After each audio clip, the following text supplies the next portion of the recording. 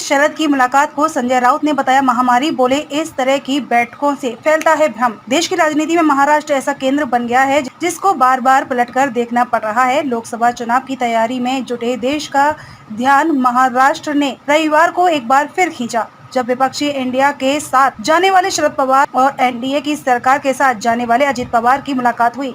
शरद पवार ने इस मुलाकात को चाचा भतीजे की मुलाकात बताया है और कहा कि वो अजीत के लिए पिता तुल्य हैं और इसी नाते से उनकी ये मुलाकात हुई है। इस मुलाकात से महाराष्ट्र में फिर किसी राजनीति उथल पुथल की संभावनाओं को खुद शरद पवार ने ही दूर कर दिया। उन्होंने कहा कि वो इंडिया के साथ जुड़े रहेंगे और बीजेपी के साथ जाने का उनका हरगिज कोई इरादा नहीं है, लेकिन महाराष्ट्र पिछले कुछ वर्षों में इतना कुछ देख चुका है कि यह दावे पर यकीन कर पाना मुश्किल है। इसकी बानगी सोमवार को आए संपादकीय में भी देखने को मिली। इस तरह की मुलाकातों से फैलता है भ्रम। शरद पवार और अजित पवार की इस मुलाकात पर सामना में संजय राउत ने खूब तंज कसे। उन्होंने कहा कि अजित पवार बार बार शरद पवार से मुलाकात करने जा रहे हैं और शरद पवार किसी भी मुलाकात को टाल नहीं रहे हैं। राउत का कहना है कि इन मुलाकातों से भ्रम पैदा हो रहा है। इस भ्रम को पैदा करने के लिए राउत भारतीय जनता पार्टी को जिम्मेदार ठहरा रहे हैं।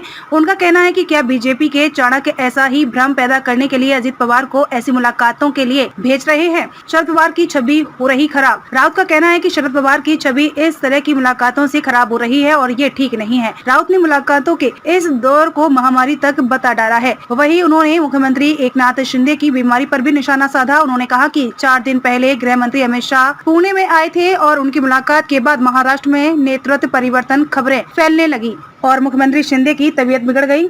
उद्धव ठाकरे गुट के सांसद संजय राउत का कहना है कि शिंदे तो अजित पवार के सरकार में शामिल होने के बाद ही बीमार पड़ गए थे।